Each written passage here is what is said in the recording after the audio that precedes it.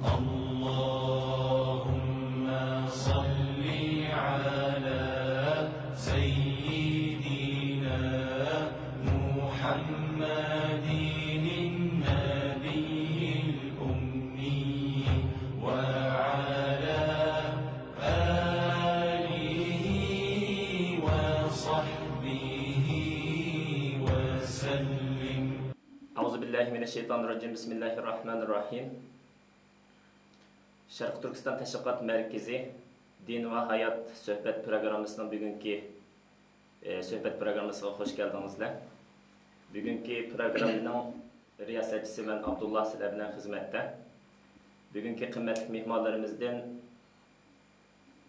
Xalqara İslam Universitetinin Qanun fakültəsində masterlıq ünvanına erişkən, hazır doktorluq dizzatsiyası tayyorlayotgan ustozlardan Abdusalam Abdug'ani Qaracim, hazır Abdusalam Abdug'ani Qaracim Avstraliyadagi Sharqiy Turkistonliklar arasida tanilgan mashhur siyosiy faoliyatchi va ijtimoiy shunoslarning birisi. İkinci mehmanimiz Sharq Turkistondan hicret qilib Xalqaro Islom Universitetininki Arab tili fakültesida bakalavurluq ünvanına ega kompüter mütəxəssisi. Hazır Türkiye'de Muharib ve Hamkarlık Cemiyeti'de tədqiqat işleri bilen şoğullanıdı. Ben mehmanlarını üzü qısqa bir tunuşturuşqa təklif qılayıq. Abdusalam Qaracim özlərini qısqa bir tunuşturğumuzlar. Assalamu alaikum wa rahmatullahi wa barakatuh. Bismillahirrahmanirrahim. Elhamdülillah ve salatu ve selamu ala Resulillah ve ala alihi ve sahbihi ve ala. Allah subhanahu wa ta'ala medhiye ve yolbaşçımız Peygamberimiz Muhammed aleyhissalatu ve selam'a durut selam yollagan ekan. Hamdan avval mushu ikran arqaliq mushu suhbatninki o'rinlashtiruvchi va mushuninki oxirgi bo'layotgan barliq qarindoshlarga va menga mushu fursatni bergan mushu qarindoshlarga o'zimning samimiy tashakkurimni bildiraman. Meningki qisqacha tarjima holimni avvalda bo'lgan shundaq bo'lsa-mu talabga asosan o'zimni tunishtirib o'tay. Mening ismim Abdusalam Abdug'ani va familiyam hozir olim deb atalgan. Hammamiz Yevropada yashayotgan bo'lg'achqa ba'zida bu narsani almashtirib iste'mol qilish to'g'ri keladi. Va tillarda bo'lsa atimizning nomi bilan tunilatdi. Hammamiz masalan Abdusalam Abdug'ani deb yetarli bo'ladi. Ammo Yevropaninki sharoiti muhitiga asoslanganda undan sirt boshqa bir yana family qo'llanish to'g'ri keladi. Shunga bunda olim degan nimani qo'llanib keladi. Chunki meningki dadamning dasini buvamninki ismi. Xo'sh, men o'yam qarindishimiz deb o'tgandek kichkimda vatandan musafir bo'lib yurtdan ayrilgan 11 yoshga 12 yosh atrofida Pokistonga chiqib yerda o'qigan bo'ldik. Undan keyin ma'lum vaqt o'qigandan keyin Islamobaddagi Xalqaro Islom Universitetiga Allah shu yerga o'tishga fursat berdi. Bu yerda 8-9 yil hayotimni shu yerda o'qish bilan o'tkazdim. Va ham deyilgandek bu yerda men Şeriya qonun, islom qonuni bilan xalqaro qonun silishtirma nimasida bakalavurlik, undan keyin masterlikni hosil qildim. Undan keyin 2000-yilning 5-ida, ya'ni 99-yilning oxirgi 11-yilning oxirida 12 joy atrofida Avstraliyaga, shu yerdagi Janubiy Avstraliya islom jamiyatininki chaqirig'i bilan men shu yerda xizmat uchun diniy xizmat da'vat asosida shu yerga keldim.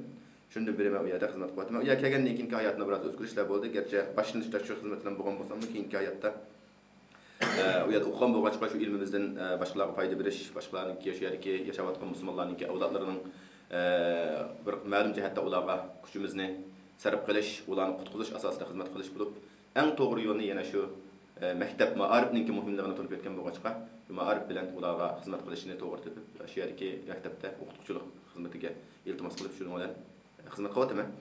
Hozir qadar shu xizmatda o'qituvchilik nimasida. Undan keyin qo'shimcha yana u yerdagi siyosiy faoliyatlar, chunki umumiy bizning hayotimizning ayrilmas bir majburiyatimiz. Undan ayrilib qolsak biz o'zimizni Sharq Turkistonlik deyishdan xijil bo'lishimiz kerak. Unda deyish haqqimiz bo'lmaydi. Buningda yana bir kishilik qo'limizdan kelgan ishlarni qilyapmiz. Hamda uning natija berishini Allohga topshiramiz. Alloh inshaalloh yaxshi natija bergay. Hamda ishga inshaalloh shu sarsallikdan, shu qiyinchiliklardan qutulib o'zimizning yurtiga inshaalloh salomat berib, u yerda o'zimizning avlodiningki xizmatini qilishga Allohning fursat berishini Allohdan tilab kelyapmiz. Undan keyin yana u yerdagi bizningki xizmatlarimiz faqat o'zimizningki millatiga qarashli emas, chunki biz bir diyorda yashagan ekanmiz, u yerni biz o'zimizningki davlati, o'zimizningki o'rni deb tunagan ekanmiz. Shuning bu yerda biz doiramizni, tushunchamizni, xizmatimizni doirasini kengaytirishimiz kerak. Shunga bu Janubiy Avstraliya islom jamiyatiningki nimasi xizmati butun shu yerda yashayotgan, har yerdan kelgan musulmonlarningki xizmatini qilyapti. Shu munosabat bilan u yerda shu yerdagi musulmonlarningki ish ishlariga yordamlashish ishlari bilan u yerga siyosiy ham ijtimoiy faoliyatlarga qatnashib, hozir shu yerga Janubiy Avstraliya islom jamiyatiningki mas'uliyati mening ustimda raislik xizmatini yutyapman. Allah razı olsun. Rahmat. Dolayısıyla ikinci mehmenimiz Musa Can meniki konu sabahlaşım. Biz onu kısaca tanıştırmalısınız. Benim ismim Musa Can, dadamın ismi Mehmet. Ben şu 96 yılgacha vatanda har xil to'liq o'qituvni bitirgandeki bir qism madrasalarda o'qigan. Ondan keyin 96 yili Pokistonga chiqib, bu yerda bir maktabda o'qidim. Institut shaklidagi bir maktabda islom dini to'g'risida. Ondan keyin ben şu Abdusalom qari o'qigan, şu birodarimiz Abdullah o'qigan Xalqaro islom universiteti, Islamoboddagi universitetga qabul bo'lib, bu yerda islom dini va arab tili adabiyoti to'g'risidagi fakultetga qabul bo'lib, bu yerda o'qidim. Şu 2003 yilgacha 96dan 2003gacha bo'lgan aralıkta umumiy Pokistonda 7-8 yil o'qigan bo'ldim. 2003 yilda Turkiyaga kelgandim. Kelgandan keyin biz bir mezgil Uyg'ur tarjima markazida bir guruh qurib, o guruhning nimasida bir qancha kitoblarni tarjima qilib, nashriyatga topshirib, nashr qilib tarqatgan bo'ldik. Buningdan birisi shu Tafsir Ibn Kasir degan o'xshash muhim shu islom diniga asosli kitoblardan muhim bo'lgan bir kitoblar. Shu kitoblarni o'xshash diniy har xil ijtimoiy kitoblarni tarjima qilib bostirib bu xizmatni ta 2006 yilgacha 3 yil davom qildik. Ma'lum natijalar qo'lga kelib, bostirilgan kitoblarni vatanga avatib taqdim degandek xizmatlar bilan bo'ldik. 2006 yilda Sharq Turkiston ma'rif hamkorlik jamiyati qurildi. Bu jamiyatga a'zo bo'lib kirgandan keyin boshda shu xizmatniki bir xil tartiblarni retlash ishi bilan bo'lib, keyin biz tadqiqot bo'limi qurilgandi. Tadqiqot bo'limiga mas'ulim shu tadqiqotchisi bo'lib, hozircha shu Sharq Turkiston ma'rif hamkorlik jamiyatining tadqiqotchisi bo'lib xizmat qilyapmiz. Biz shu chet elda har xil sohalarda, har xil kasblarda o'qiganlar bor. Biz shu bir tarafdan islom dinini o'qidik, lekin bizniki asosiy xizmatimiz islom dinini xizmat qilishlar, lekin kerak shu o'zimizniki o'quvni aminlashtiramiz deb bilan diniy sohadan xizmat qilishdan cheklanib qolsa, bizning vatandan avvalo ig'ir fojia ustida bo'lganlik uchun biz undan sirt, ya'ni shu ijtimoiy siyosiy xizmatlarga qadam bosishga majbur bo'lgandan keyin shu ma'rif jamiyatining tarmoq ostida biz shu hem siyosiy hem ijtimoiy hem diniy jihatdan qo'limizdan kelishcha xizmat qilib kelyapmiz istamoqda. Allah razı olsun. Onda olsa biz programımızın 5'inden başlayalım. Bizimki ata bobolarımız degenge o'xshash Uyg'ur milleti vatan edip vatandan ayrılgan bir xalq. Hem de vatan edip vatandan ayrılgandan keyin ikkinchi bu hicret diyarida ta ki vatanimizni azat qilganga qadar hayatımız davamlaşıdı. Muşu cemiyette avlat terbiyeleyimiz, ilgilik tikleyimiz degandek hayatımız yana bu yaşavatqa yegilmas halda davamlaşıdı. Hem de bu bizimki chet eldeki umumi yüzlük barlığımızı saklap kalışınınki birden bir asası evlat. Hazreti Ali radıyallahu anhu degendek evladuna akfaduna yemşuna alel ard. Yani bizning evlatlarımız, perzentlerimiz, bizning yadimağılan cigerlerimiz. Yani köz qarçığımız, asraydıgan ümidimiz, biz qıplanmağan, bizning hedeflerimizni çalaqagan kısmını tuluqlaydıgan ikinci bir küç. Bundaqça aytqanda bizningki hedefimiz hamma odam dehqondan prezidentgacha, tijoratchidan san'atchigacha hamma odam o'zininki bola vaqtiga nisbatan ma'lum bir tasavvur bo'ldi. Masalan, mening bolam mana bir narsa bo'lsa, mendek bo'lib qolmasa deydiganlar bor yoki mendek bo'lsa deydiganlar bor yoki bo'lmasa falonchidek bo'lsa deydigan o'zininki bir ko'z qarashida bir ma'lum odamni nima tutadi aytadi. Ulgu tutadi, shundoq bo'lsa mening bolam degandek. Mushu mesele endi bo'libmi chet elga chiqqandan keyin hammamizda tikinlik, masalan, mening 4 bolam bor, 2 o'g'il, 2 qizim. Mening o'zimga xos tasavvurlarim bor, mening bolam manda bo'lsa, mening qizim manda bo'lsa, o'g'lim manda bo'lsa, degandek men qilolmagan ishlarni o'g'limdan qizimdan kutyapman hozir. Shuni tarbiyalab, shuni qildiraman inshaalloh degandek bir hadaflarim bor. Ammo bu bizningki bir nima masalaqi tasavvurimiz, arzu armonlarimiz. Ammo buning amalga oshishi ayrim bir jarayon. Ana shu amalga oshirish jarayoni tadqiq qilgan, mushundaq masalalarni beshidan o'tkazgan peshqadamlarning ilm egallarininki sharhlab berishga tegishli ishi. Endi sizlar Abdusalom Qarajin vatandan 12 yoshda ayrıldılar. Asosiy muariflarni Pokistonda, ya'ni chet el muhitida tamomlablar. Yuqori ma'rifni ham chet el hayotida tamomlablar. Undan keyin xizmatni vatanga qaytish imkoniyati bo'lmaganligi uchun o'zlarining yot bo'lgan multinational har xil millat o'ltiraqlashgan musulmon, xristian, yahudi, kommunist degandek har xil ideologiyadagi odamlar o'zining kishilik huquqini kapolatga ega qilgan bir demokratik jamiyat bo'lgan Avstraliya jamiyatida yashaplar. Ham bu yerda bir tarafdan o'zlarining avlodlarini tarbiyalasizlar, yana bir tarafdan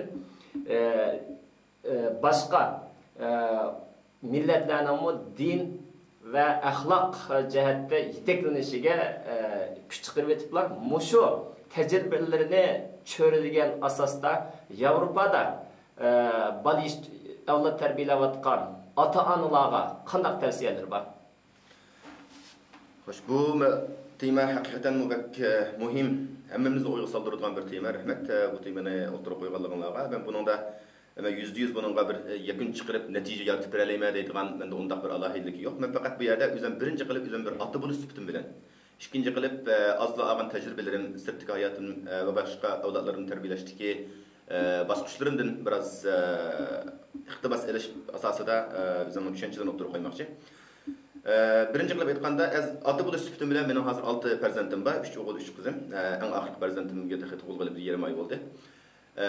Çünkü kız hazır üniversiteye kirip 2. yılda okuyordu. Onun için yine başkaları hemmesi mektepte asasen.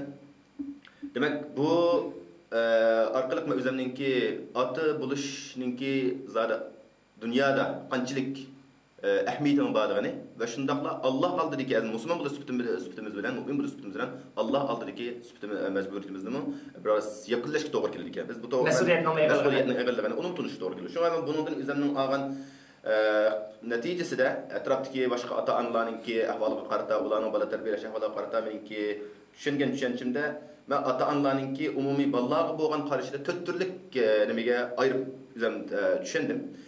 Bir kısım adamlar, ata-analar özünün avladlarını faqat şu dünyada haqiqiy baxtlik turmushga kapolat qilish uchun ularga yordam qiladigan, barlig'ini shularga ataydigan, kelgusi avladim dunyoda xorlinib qolmasa, ijtimoiy jihatda, iqtisod jihatda, turmushlarida, xizmatlarida eng yuksak bir yerga erishsa, shuningki shu holatini ko'rib men undan faxrlanib, xushal bo'lib dunyoning ko'zini bitib ketsam deydigan bu xilolat kishilar ata-analarni uchratdik.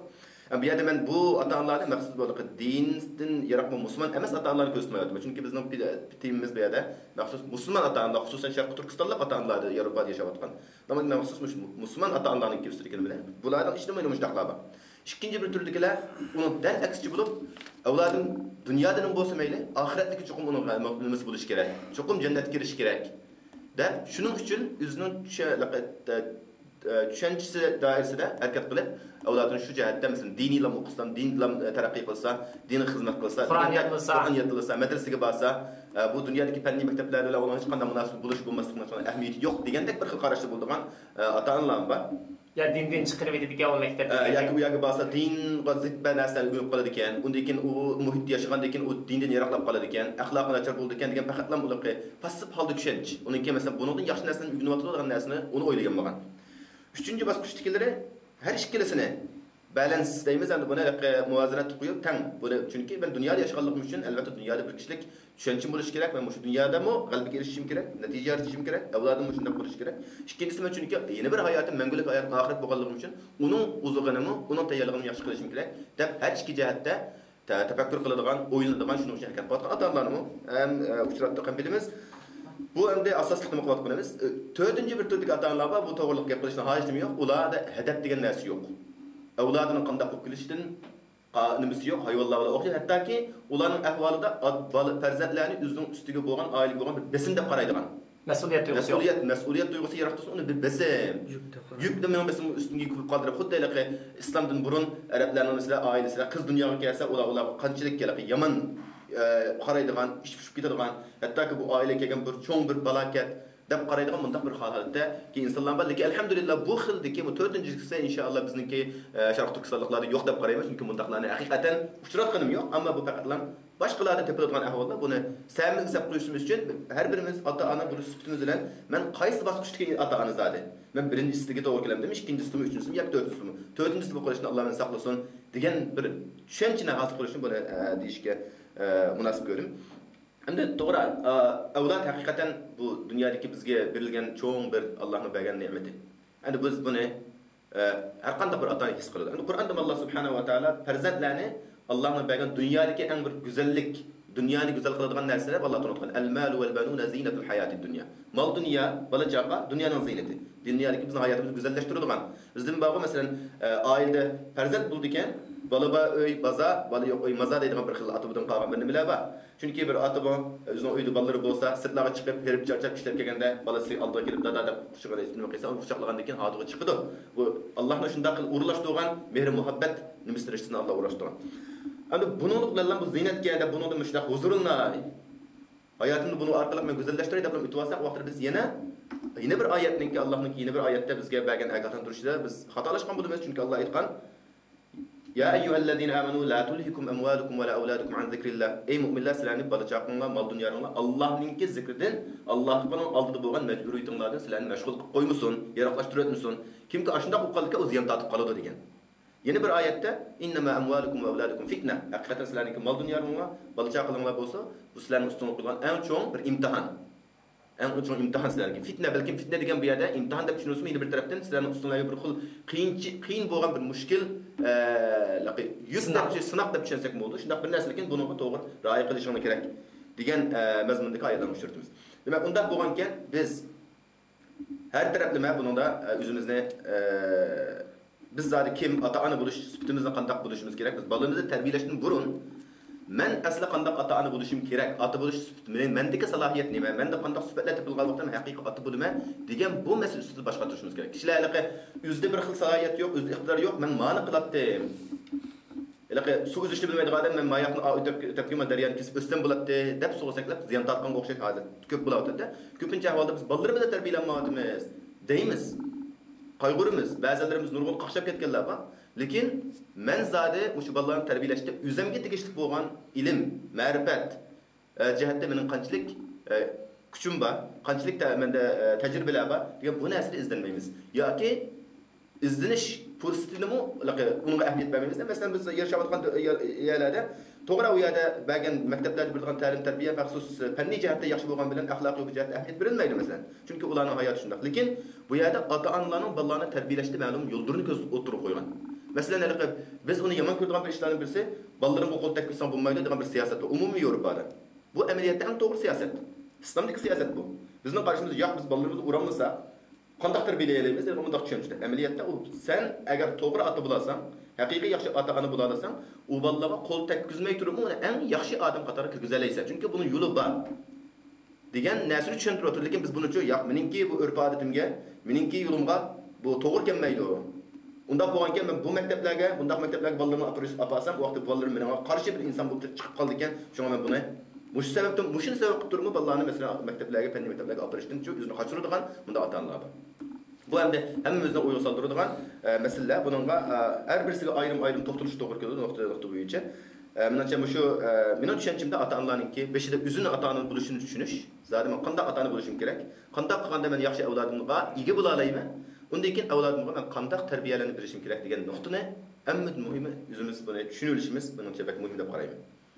To'g'ri, bizning kelimimizda ham balam undaq bo'lsa, balam undaq bo'lsa deydigan bizdagi bir tasavvurimiz va hadifimiz bor. Ammo chet elliklarniki nimasiga qarab qo'ygan bo'lsak, bu yerda bolalar erkin cho'ng'ashqa men sen o'ylagandek bo'lsam, sen bo'lib qolmam dema o'chaqda. Deb ota-onasiga raddiya beramiz, nima dunyo qarshi tiklayotgan bolalar meni erkin o'ylang'ili qo'y. De mesela sen general olsan olatdı, ya uçkucu olsan olatdı, ya plancı olsan olatdı dese, balla deyapti, halkı hizmet kılış en yetilip ketken balla. Onda kılgıça mesela adamlara hizmet kıldıgan hizmetçi olsam mı, cemiyetke illaklık yetküzeleyme, kişilerini hoş kılalayma, dep ata-anasından bir xil buğap koyduğançı ahvallar boldu mesela. İnandaki bazı atalar mesela normal bir hükümet mekteplerinde okutkandan göre akıllanma mektebiga mesela illa ki şu akıllanma mektebinde okutsa minister olduğun degidek yoki tashqi ishlar deganda kichigini yetildigan degidek ki ashlar mekteplarga berib oxirida ya buningni bilaman ya buningni bilaman eng oxirida asosiy ma'rifatimi bir natija qozonmagan ahvollar bor. Shunga qaraganda bolalarga yuqori talabni bek yuqori qo'yib etish to'g'rimi yoki mushu talab qo'yish jihatda sizning qanday fikringiz bor? Bunun da ata-analarınki balalarga mushundaq bo'lishing kerak deb keskin talab qo'yishini to'g'ri ko'rmayman. Chunki bundaq qanda bu yerda nurg'un keskinlik, ziddiyat paydo bo'lib qoldi. Chunki biz yashayotgan muhitda bu narsa to'g'risi aytganda ata-ona sen bundaq bo'lsa, balalarga undaq bo'lmaymi deyishlar bu yerda ziddiyat. U balaninki o'zining o'qish nimasiga ta'sir qilmasdan ota-bolalar o'rtasidagi munosabat, mehr, muhabbat, hurmat da'atga axloqiy jihatdan uni ta'sir natijalar kelib chiqqan ahvollar bor. Bunda albatta to'g'ri ota-ona buni sifati bilan balalarga bir necha yo'llarni ko'rsatish kerak. Mening ko'z qarashimda men mundaq narsalar bilan nima qilsam sen natija yarashsa balkim deb uni chiroyli qilib besim qilgan asosda unga maslahat bergan. Eng yaqin do'sti bo'lish sifati bilan. Chunki sen o'zingning balaning eng yaqin do'sti bo'la olgan vaqtda u seningki gapingni samimiy anglaydigan bo'ladi. Sen faqat ota bo'lib meningki gapimni sen diktator asosida anglashing kerak. degan undaq besim bilan qilsa u vaqtda biz oldimizda anglaydi ba'zilari boshi gap to'g'ri deydi sirqi chiqqanda o'zini bilganday qiladi ba'zi masalan nurg'un ahvollarda hattoki ba'zi ota-onalar bolalarni haqiqiy diniy nimada tarbiyalayman deb cho'qim sen masalan yog'och kiyishing kerak kiyimni mundaq kiyishing kerak desa ma'qul deb qo'yib sirqi chiqiblar masalan yog'liqni deb so'nggi so'zlab yurib keladigan masalan qizlarimiz u ko'z oldimizdagi misollar biz buningda biz tutqimiz ziyon tortmiz ziyon tortdik chunki sen hammadan muhimi uni ichki jihatini qoyil qilishing qalbini o'tishing kerak qalbini o'tirib qo'ysan sen uni ziyon tortasan qalb insonning haqiqiy o javhari uningki to'g'ri menish xatomashi shu sababchi endi ba'zi narsalar bor ota-onalarning masalan avlodlarga beradigan nimalarda ba'zi kaskin qarshi turadigan narsalar bor uningda sen kuchingni yetishicha qarshi tursa ammo qizilsizlikni ularga to'g'ri tushuntirish kerak ammo shuningda shuni tushuntirishni o'z shunga hikmat bilan ish qilish kerak masalan ular bir xato bir yo'lni islomga zid bo'lgan sening millatingki hayotiga zid bo'ladigan sening urf-odatga kaskin zid keladigan masalalar orqali men taraqqiy topaman deb qolsa buningda keskin turish kerak.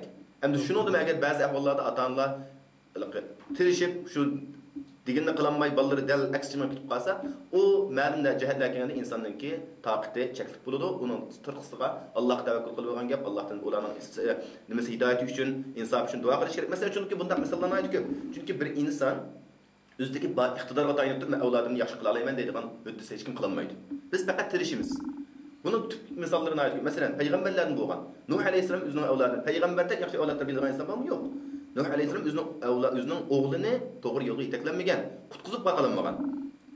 Demak, bu bir uchun bo'lganda bir o'lga bir savoqda, chunki biz tirishib ba'zida biz o'ylagan narsaga yetolmaslik mumkin. Bu nayt osondagi avvalo umumiy ahvollarga qaraganda yana inson shu tirishgan narsaning natijasini oladi. Qur'onda va allaysal inson illa ma sa'am. Nima tirishsan, nima tiksan, shuningki natijasi beradi. Quloq urug'san, quloq chiqadi deganga o'xshash. Buni tirish kerak.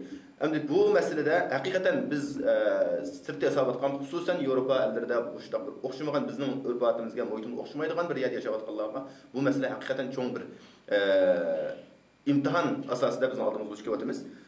Buningda haqiqatan boshqa turib tegishlik. Endi buningda bu qadam-qadam bosqichda biz zodi qanday qilishimiz kerak deganda buningda payg'ambar sallallohu hayotga qaraydigan bo'lsak, sen avval o'zing masalan bir oilada ota-ona ikkisi birlashib turib bola tarbiyalaydi.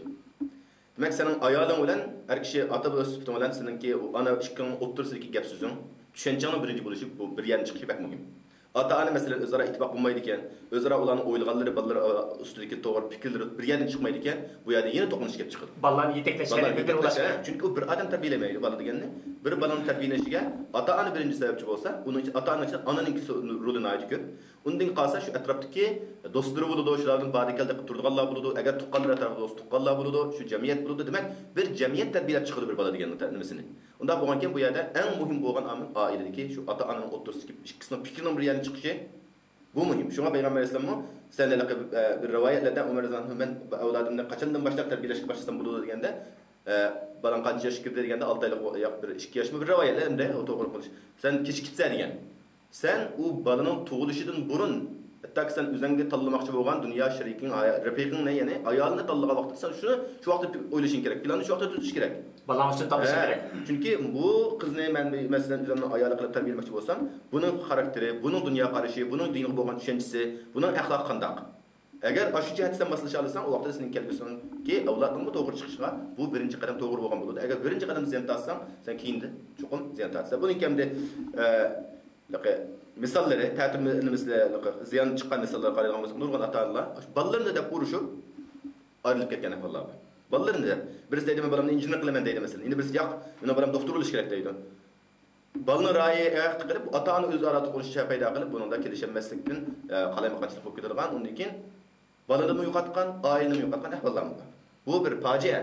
Demak, bunda yana shu ota-onalarning o'rtasida ikkisining o'rtasidagi tushunchasining to'g'ri bo'lishi, dunyo qarashi to'g'ri bo'lishi, bularningki Allohga bo'lgan tunishining to'g'ri bo'lishi bu muhim. Chunki biz Allohga bo'lgan tunishimiz to'g'ri bo'lganda deganda musulmon bo'lgan vaqtingda yaxshi bo'lsa, chunki chuqur musulmon bo'lib namoz o'qishing kerak deganlik maqsad emas. Chunki sen Allohni tunigan vaqtingda Allohning sening ustiga qo'ygan majburiyatni yaxshi ado qilishga tirishsan. Bu mushu nuqta bizningki musulmon qarindoshlarimizdan ko'p ota-onalar buni aytdi.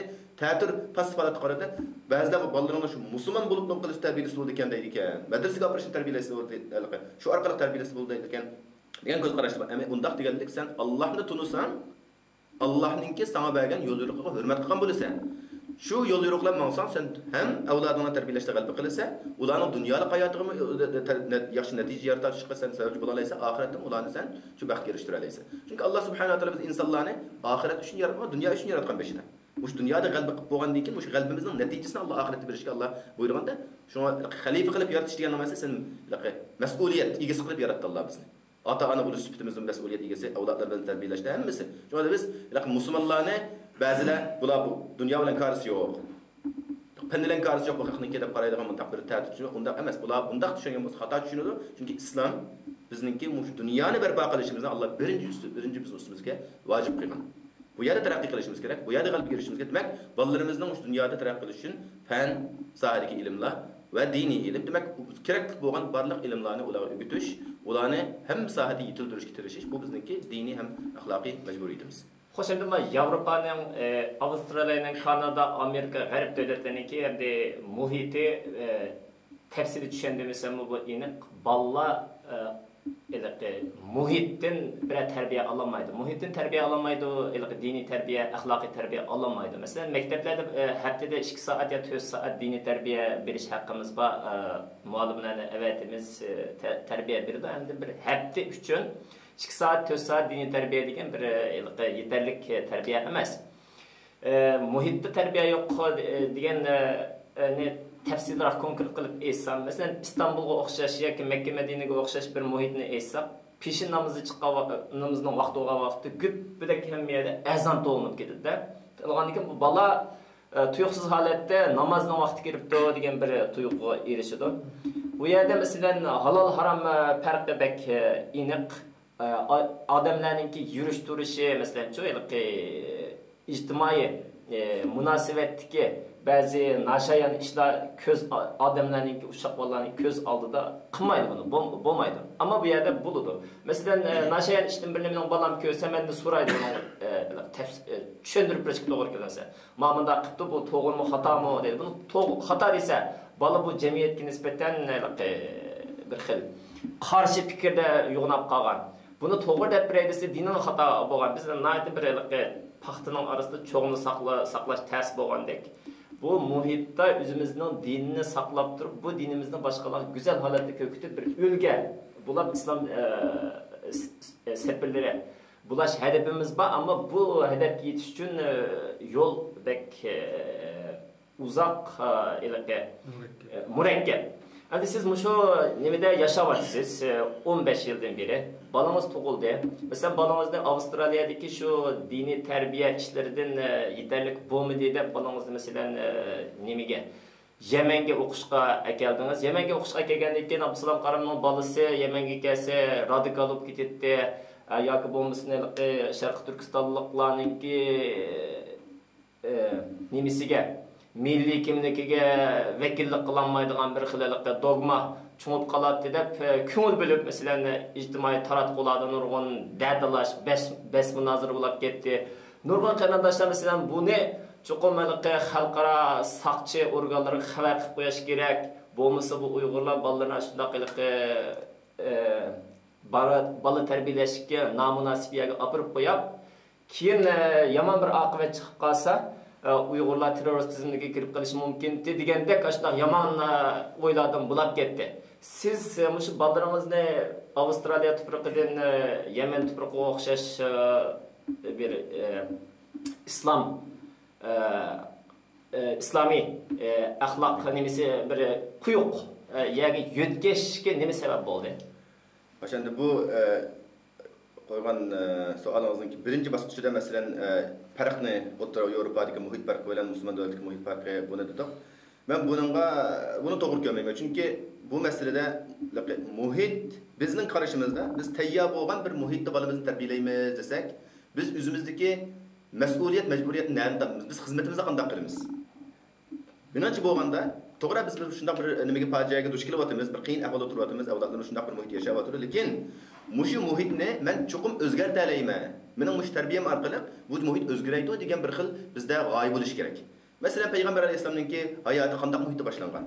Sahobalar o'zlarining avlodlarini qanday muhitda tarbiyalagan beshilar masalan. Tayya hamma narsa ko'z oldiga kelib qoladi. Tayya bo'lganda suva shunday biz o'tgandimi, eg'ir o'tganda ular o'tgan. Chunki bolalar masalan butparastlik, ishidigan, chekidigan hamma narsa shu vaqtda xato ishlarning hammasi bo'layotgan bir muhitdimi musulmonlar uchun o'zlarining avlodlarini tarbiyalab qoladigan. Demak biz hozir Yevropada mishda xato bir yomon bo'lgan bir muhitda yashayapmiz. Deymiz bu ansizlik, mushu ansirtish bizni uchun uyg'otadi. Agar biz to'g'ri tahlil qila olsak, biz bir uyg'un ishda biz mushu bo'layotgan ahvoldan biz o'zimizni qo'llab qola olamiz, o'zimizning avlodni tarbiyalaymiz degan bir xil narsani o'ylansak, albatta bundan biz o'talaymiz, g'alaba qilaymiz bundan. Chunki siz o'zingiz amniyatingiz qarasak, biz balonsga gapirib qo'yasiz. Uningmi kelsak, bu men 6 bilan bir nafadim. Buni qilishdagi maqsad nima desa, buningda bolalarning ilm, tarbiya bolalarga maxsus bevosita ustoz bilan bola o'rtasidagi maktab, sinf ichi bilan bo'ladigan narsa emas. İlimni Allah Qur'oni Karimda hattoki bir yani ko'rish, o'zingning yashayotgan muhitda sirtqi bir muhitni ko'rishni o'zini bir ta'lim tarbiya asosiga kirgizgan Allah. Shunga yurib dunyoda safar qilib boqinglar, zimlarni bo'layotgan ishlarni ko'ringlar. Bundan sizlarga Allohning qudratini ko'rsatgan nurg'un pokitlik narsalarni uchirta olasizlar. Demak, sizlar bunda taraqqiy qila olasizlar. Degan Allah bundan qilgan. Demak, men o'zimning hayotimda chunki 12 yoshimda sirtqa chiqdim, u vaqtda menga ota-onamdan ayrilib yashash men uchun ig'ir kelgan bo'lsa, keyin hozir buni yakunlasam, albatta shuningki menga bo'lgan foydasini tunib yetdim. Chunki shu musofirlik bizga nurg'un narsani o'rgatdi. Sabr qilishni o'rgatdi. O'zimizning hayotini masalan mushkulchilikni besib o'tish yo'llarini o'rgandi. O'rganib taqamayapti. Biz u vaqtda u biz uchun ig'irlik bir narsa bo'lganda, lekin ota-onamizdan yiroq turishimiz biz ota-onamizdan mehr muhabbatini yiroqlab ketmadik. U bizni texim yaqinlashtirdi. Mening o'zimning shaxsan nimasi shu. Vatanimdan yiroq turganimki, vatanimdan mening muhabbatimni yiroqlashtirgan emas, texim vatanga bo'lgan muhabbat ishtiyoqini texim oshirdi. Chunki men aşağıda turib, sirtda turib, boshqalarningki o'zining yurtida xotirjam ota-onasining qishda yashaganlarini ko'rib, bular baxtli insonlar ekan. Bizning uchun bunday holat kelib qoldik degan bu tushunchani yakunlaydigan bizga fursat berdi. Demak, bolamizni men bolamni masalan u yerga opirishda maqsad unimi shunday bir narsani ko'rsin. Ko'zi ko'z bir yerda umumiy o'zining oladigan ilmini bir yerdan olsin emas. Vaqtlik narsa bu. Shunga 3 yilda Yamanda bir yil turdi, undan keyin Malayziyaga kelib u yerda bir 2 yil o'qib, masalan qolgandan keyin yana hozir qaytib kelib, masalan o'tgan yildan beri 9-sinfga kelib, oraliqda 3 yillik darsdan qolib qoldi, lekin 9-sinfga kelib nima qildi? Uningda hargiz kichik qolgani yo'q, yetishmay qolgani yo'q. Yana dahi sinf ichida a'lo darajada mengo'tdim. Demak, uningki 6-7-8dagi yo'qitib qo'yishi, ishlarning nazariga yo'qitishi, u yo'qitish bo'lmadi, chunki u garchi sinfdagi ma'lum narsani yo'qotgan bo'lsa-mu, sirtda u ma'lum narsani egalladi. Uning foydasi bo'ldi. Mesela Avustralya'dan çıkmagan balla, çıkmay aşı muhitlan okugan balla qarta onunki dünya qarışı biraz kenar boldu deb his qilamiz. Albatta shunday. Umumiy o'zi his qiladiq shuni. Chunki u har qanday ahvollarda masalan do'stlar bilan paranglashgan vaqtida ashiyadagi muhitlarni so'zlab berdi. U yerda mundaqdi turmush kechiradi, do'stlar bilan mundaq o'ynaydi degan narsa shu hikoyami atrofida sinfda o'qiyotgan do'stlar uchunchi ba'zi jihatlarda yaxshi bir ularga bu bo'ldi ekan bu bunda hayotmi yaxshi ekan, bu odam qo'rqadigan bir hayot emas ekan degan narsani tushuntirdim. Endi bu masala jarayonida butun dunyoda masalan ma'lum narsalar qo'zg'algan bo'ldi va qarindoshlar bunga tanqidiy fikrlarini bergan bo'ldi. Men bunda hargiz uni xato tushunganim, xato deb qaramayman. Shu qarindoshlarimningki agar shu qalbida samimiy va bergan tasallisi bo'lgan bo'lsa, albatta ularga rahmat aytaman.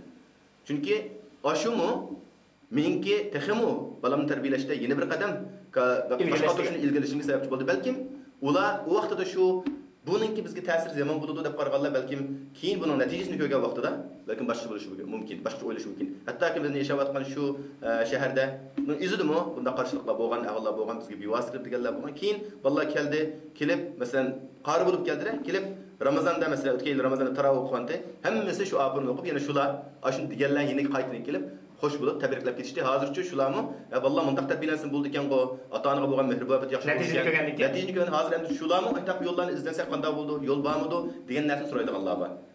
Endi buni mandat tushunsak bo'ladi, masalan, bir xristian bir pop tarbiyalash uchun masalan uni asosiy ma'rif din mahrum qilgan asosda Vatikanga avatib popluq muhitida biroz yashab akaganga o'xshash bizmi bir musulmon bolalarimizning asosiy muarifiga ta'sir ko'rsatmagan shart ostida bolalarimizni islomiy muhit bilan tunishtirib akilishdek bir normal ahvolda tushunsak bo'ladi buni. Buningda biz sirtda yashayotgan bo'lg'achqa biz faqatla ularga islomiy muhitda emas, biz ikki narsaga ahamiyat berishimiz kerak. Biri biz avlodlarimizni vatanga olib ekilishni mumkin bo'lgan qadar imkoniyat yaratib bersa, shu yerga olib vatanimizni ularga tunishtirish. Chunki maktablar bilan Uyg'ur tili maktablari ish bilan bu narsa foydalanmaydi, natijalanmaydi. Bu orqali biz ularning tili taraqqiy qilsa, ya'ni vatanimizni ko'rdi, vatanni ko'rgandan keyin bularda vatanga bo'lgan bir xil qiziqish qalbida o'rnaydi. Bu bak muhim narsa. Buni men ota-onalar uchun tashabbus qildim. Hech bo'lmaganda 1 yilda, bo'lmasa 2 yilda bo'lsin bir qatam berib 2-3 oy bolalarni ko'rsatib, shu yerdagi tuqqanlarni ko'rsatirish, u yana muhitini ko'rib o'ynab keladi, yana bir narsa o'rganmaydi, lekin shumi ular uchun nurg'un narsani o'rgatadi. Ikkinchi biri islomiy muhitni ko'rsatib, ma'lum vaqtni u yerda o'tkazishda musulmonlarning haqiqiy hayotini ularni tushunib ketish uchun bularga uni tushunish kerak. Chunki o'zining yashayotgan muhitini to'g'ri tahlil qilish uchun shu muhitni ko'rganda uni tahlil qila oladi. Masalan, biz oyatda turgan vaqtimizda garchi to'g'ri ma'nosini yemmaysa, ma'ni qilmaysa, uni qilmaysa deb bilamadi qabalim dasqushlarni, qizil chiroqlarni ularga yiqib turib, manquzimiz. Bular nima uchun shunday bo'lganda bizga, nima uchun boshqalardek biz o'ynayolmaymiz degan narsa ularning qilgisi keladi. Ba'zilar hattoki kashki men sening balang bo'lib qolmagan bo'lsam-kan degandek deya bo'lgan ahvollar bor. Masalan, ba'zi bolalar o'zining yo'q u odatdagi musulmon odam emas, boshqalarda ko'proq bo'ladi. Masalan, bolalar o'ldirisaga, "Menga kompyuterni apirsa, menga game'ni, menga o'ynaydigan narsani apirsa, apamagandikanlar, palano dadasi apirdikan-ku, sen mening dadam sen bek eski ekansan, sen mening dadam bo'lib qolguncha, odam mening dadam bo'lib qolgan bo'lsa deb mundaq chiqmagan tushunsiz shu. Biz uningdan ba'zida xafalanib ketamiz. Ajab, men shunday qilsam mendan norozi bo'lib ketdi, yo'q, menda xafalanib. Uningdan xafalanmay ularni shu farqini bildirishni uchun biz shu muhitlarni almashtirib imkon bo'lsa. Ammo uni almashtirishda o'zimizniki mush bolalarning ilayotgan ilm tarbiyasiga, fanniy ilmlarga ta'sir etmaslik kerak. Fanniy ilm biz uchun eng muhim ilm. Ilm qaysi shaklda bo'lsin, u insonlarga manfaat beradigan ilmni bo'ladi ekan, insonlarga manfaat beradigan ilmni bo'ladi ekan, uni chuqur egallashimiz kerak. Din deb turib fanni ayirib etsak, o vaqtda biz dinni mo to'g'ri tushunmagan bo'lamiz. Masalan, siz bolangizni masalan Avstraliyada 3 yil maktabdan to'xtab turib, Yemanda, Malayziyada o'qitish orqali qori qilyapsiz, alhamdulillah. G'alaba qozonibsizmi shunda? Undan keyin Avstraliyadagi asosiy ma'rifiga ta'sir etmagan holatda 9-sinfga kirib hozir oldin qatorda mengib etibdi. Bu endi g'alaba qilgan taraf. Endi masalan yoki Musajon yoki yana birisi 8 yoshlik, 9 yoshlik bolasini masalan asosiy ma'rifdan ayirib deb sizni do'rab masalan ya Turkiyaga ya Misrga yoki Suriyaga balani otisiz, onisiz, boshqa bir muhitga ya'ni balaning tarbiyasini boshqalarga havola qilib tarbiyalashni ko'zimizdan yiroq qolib qo'ysak, agar bolalar sizning bolangiz erishgan tajribaga utuqqa erisholmay qilishi mumkin deb qaramsiz. Onun ehtimalligi bor, lekin men o'zimning qilganini boshqa hammanglar mendaq qilinglar deganlik emas. Bu mening o'zimning tushunchasi, mening o'zimning olgan yakuni, meningki kichkina bu hayotimdagi bir tajribani yakunlab chiqishga bir usul qo'llandim. Balkim ba'zilar shuni to'g'rimisini shunday qilib qolsak, qilishimiz qilsak yaxshi bo'ladi deb meni do'rab, men masalan o'zi o'ylagan natijaga men qolsa falan mushtaq degan bir ziyon qilishib tutdi bizni deb tushunib qoldim. Chunki bu har otani o'zi bu masalani o'zi o'ylashi kerak. Demak, bu yerda sirtqi opirib, uning tarbiyasiga shunday bir holatda men uni diniy tarbiyani o'rgatmay yoki axloqiy o'rgatmay demay bir odam shu o'zi yashayotgan muhitda shuni erishtirman desa, unga imkoniyat bor. Ama onunla vaqt yaratadi, o'zi vaqt ajratilishi kerak. Onun nurgun energiya talab qilinadi. Shuni biror narsa shu yerda qila oladi. Masalan, biz yashayotgan Avstraliya mesela hozir, masalan, diniy maktablar hozir hukumat tomonidan e'tirof qilingan maktablar bor. Buningda fanniy ilmlar, qo'shimcha masalan arab tili, Qur'on darsligi, diniy darsliklar bor. Buning bilan ba'zi ota-onalar shu orqali bolalarni yaxshi tarbiyalab kelayotganlar bor. Ba'zilari uni yo'q bu taq kifoya qilmaydi deb, uning qo'shimcha yana maxsus darsliklarga qatnashtiradi. Masalan, faaliyetler bulavatır ya da yaşlarga xususan ilib berayotgan, haftada oxirida ilib beradigan faaliyetlar bor. Ta'til vaqtlarida masalan 3 kunlik, 4 kunlik bolalarni kamp deymiz, 5-6 kunlik bir yerga olib tabiiylaydigan usullar bor. Masjidlarda darslar bor. Demak, bir odam qilinmasa o'zining yashayotgan doirasini uni qilib ketalaydi. Ammo ba'zilar bundan cho buni qildigan vaqtim yo'q. Ishlayotgan tursa, onasi opasini mashinaga yemmaydi yoki kichik bola va uni qarmasa olmaydi. Da ma kichik yo'qilan narsani o'zi qilamiz. Agar sen haqiqiy balanga kuyinadigan bo'lsan, shu balang kelgisi ziyon tortmasin, hamma jihati qalbi qo'ysin desa, sen agar 5 kun ishlaydigan o'g'lim 3 kun ishla. To'g'ri, balkim shuning natijasida sening turmushingda bir az sen xohlagandek bayashat turmush bo'lmasligi mumkin. Lekin o'lib qolmaysan, ziyon tortib ketmaysan, hayotdan hayot ketaveradi. Lekin balang uchun anchalik qurbon berganligining natijasida chiqib mumkin ko'rasan. Biz faqat ba'zi narsalarda o'zimizning ma'lum neslerini, hayatını, enerjisini balalarımız için kurban qilish kelgan vaqtda biz amaliy yo'lda mangmaymiz. Gapda cho'ng qilamiz, bundaq bo'lsin deymiz, lekin ashun talab qilgan shuni qila olamiz. Masalan, 1-2 soat kerakli balalarimizni operadigan to'g'ri gap qilgan bo'lsa, shuni operish. Masalan, Xristian boshqa millatlarga qarab boqaylik. Balalariningki masalan bir futbolchi bo'lish uchun ularni biladi, shu futbol klublarga operada balalarni pul to'laydi. Masalan, eng qiyin bo'lgan vaqtlarda balalarni uzun safarlarga operib, ba'zi vaqtlarda shahar atlab musobaqalar o'tish yoki operada vaqtini ajratadi, biletini oladi, yotoq. Demak, ham iqtisodiy, ham vaqt narsani hamma ajratib turib, lekin ular balam herkesin dünya şampiyonu buludu. Degan belki g'ayz bo'lsa, lekin uning bo'lish bo'lmasligi ishonchi yo'q. Lekin shu balalarning qiziqishi faqat bu yerda. Balalar deydi, men falan klubda o'ynashni xohlayman deydi. Shu balalarning talabini o'rindash uchun qurbonlik beradi. Qurbon beradi shuningga. Biz musulmonlarimiz shuni qilmaymiz. Bu yerda o'zimizningki zot balalarimizga yaxshi tarbiyalaymiz degan da'voyimiz bilan o'zimizning shuningga loyiq ilib berayotgan harakati, qurbon berishida bu yerda qarama-qarshilik bor.